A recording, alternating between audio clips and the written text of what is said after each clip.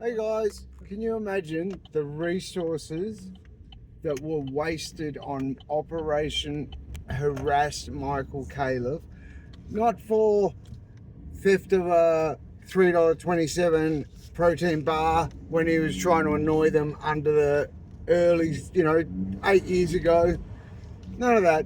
Just because I dared be in an IBAC investigation against one of their own, and then when they started harassing me and coming after me and whatnot, often through the misuse of surveillance equipment, I told them to go and F themselves. In fact, I told them and their, what they call a dog drug dealer, their informant drug dealers, to go and F themselves down the line of the surveillance equipment they were trying to use to get me. I think the backstory was he's going to apologise to a girl who ended up being a generational drug-addicted sex worker. So the kid of a street sex worker who was being coerced and paid by the Victorian government to do her part to get at me.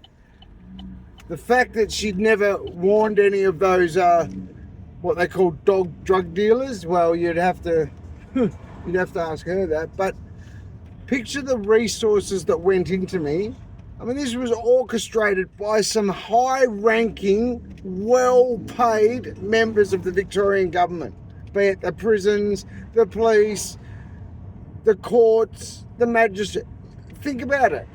And then have a listen to the stories that are being played out in the media a lot of not being able to keep police stations open, of sergeants having to mow their own lawn. But the latest dead set doozy is the hoon drivers are going to be getting let off. Their cars won't be getting impounded because they can't afford to keep the impound yard open. Now, are you kidding? You spent some of the most expensive resources available to Victoria Police and Victorian government and the prisons and the SESG and all that business, the courts and whatnot. They spent some of the most expensive resources available to them, usually set aside for murderers. That's how bad. Like, bikies don't even get this treatment. Like, just next level, like homicide squad. And you all saw them doing the same thing to Pusey too.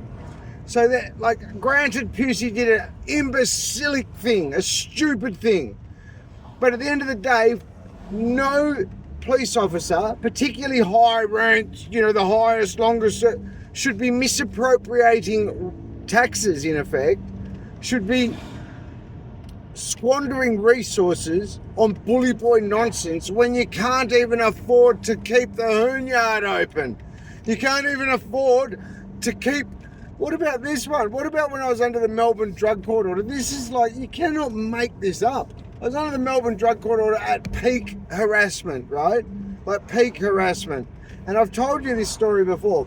I'm confined to my room with no connectivity, intentionally, all my phones, everything left out of my bedroom. So any surveillance equipment in that bedroom, you're breaking laws, right? You can't have surveillance equipment in a bedroom, not visual.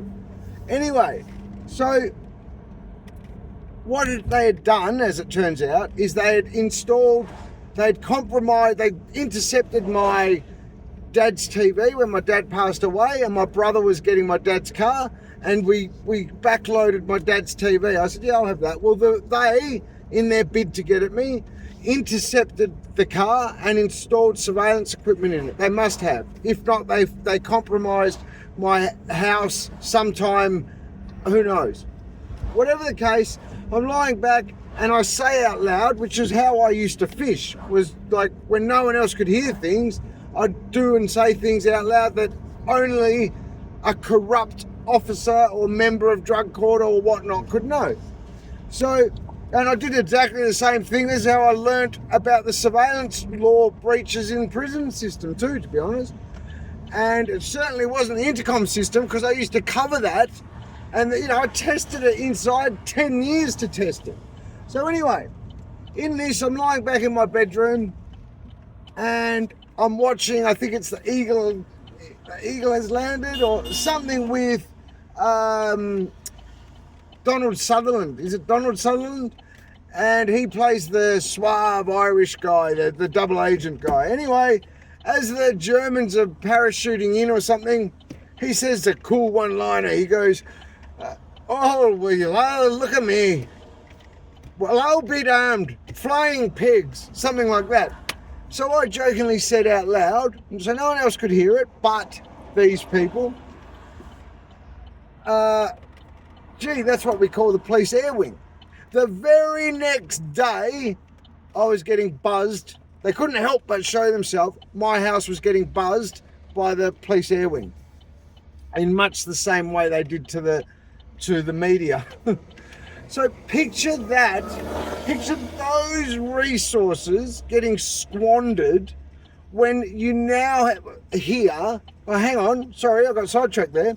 So during that time, within 1 or 2 weeks of that, I kid you not, within 1 or 2 weeks of that was when they had news stories. I don't know whether they were manipulating the media and being sarcastic, because they often did things like that, like as if to, yeah, watch, if we want to spend the money, we will. Honest, you know, if we want to have one of our obvious undercovers riding around on a brand new Ducati, we will. You know, they often rubbed it in my face like that.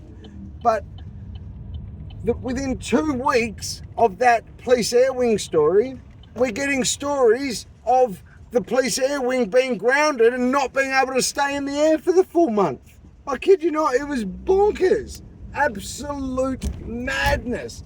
Now we're hearing, after all these resources getting squandered on Operation Harass that Caleb smartass for daring to call our corruption out. Like, how dare he question us or one of our obvious well-known corrupt members for, like, misusing AI bot tech until innocent people are dying. I mean, how dare anyone do that? Who in their right mind would question that? I mean, what twit, what peanut, what loony would, like, question that? I mean, seriously, what twit would have had the same AI bot technique doing his head in so he could well and truly see exactly what happened to that person, that meth head, that loony, that twit, before he ran down the Beach Street Mall? Who in their right mind, what smart ass would question the force on that? So they've squandered all these resources on me, on just harassing me, not on reducing women from dying, not pedophile, nothing. Not even bikies and organised crime, just Operation Get It Michael Califf, in much the same way they did with Constable Simon Illingworth. And then now we're hearing, oh no, we've got to close the Hoon yard. The Hoons won't be getting their cars impounded, so in effect they just get a fine or nothing. The main punishment won't be getting enforced because we can't keep the impound yard open due to squandering of our resources. Are you kidding? Oh, sorry about that. No, we've got to close Mernda.